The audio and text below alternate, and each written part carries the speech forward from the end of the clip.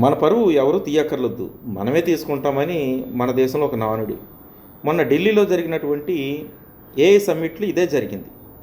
ప్రధానమంత్రి మోడీ పాల్గొంటున్నారనే ఉత్సాహంతో ఎవరిని లోపలికి ఇన్వైట్ చేస్తున్నారు, ఎవరిని బయటికి పంపించేస్తున్నారో తెలియని పరిస్థితి ఆ ఏఐ సమ్మిట్ నిర్వహణలో బట్టబయలుపడింది.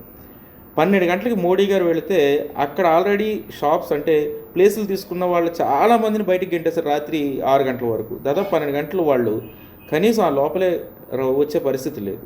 ఇక లోపలికి వెళ్ళిన మోడీ గారు అక్కడున్న కొద్ది మందితో మాట్లాడి ఫోటోలు తీసుకుని వీడియో షూట్ చేసుకున్నారు.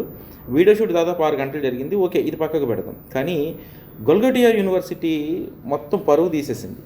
అక్కడ చైనా నుంచి కొన్నటువంటి ఒక కుక్క రోబోని, అంటే కుక్కల డాగ్ రోబోని ప్రదర్శించి మేమే కనిపెట్టాం 3.5 కోట్లు పెట్టి అని అక్కడ ఆ గొల్గటి యూనివర్సిటీ ప్రతినిధి నేహా సింగ్ అట పేరు, ఆమె చాలా అద్భుతంగా చెప్పేసింది.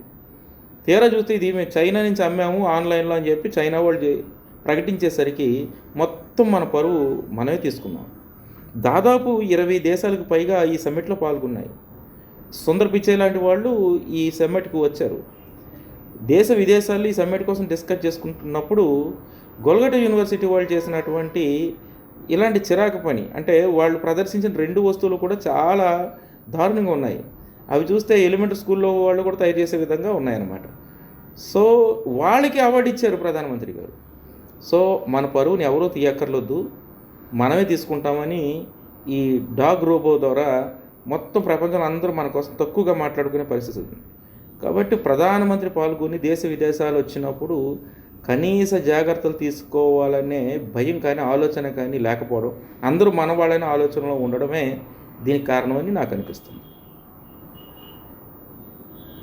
కాబట్టి మన పరువు ఎవరూ తీయక్కర్లేదు, మన పరువుని మనమే తీసుకుంటున్నాం.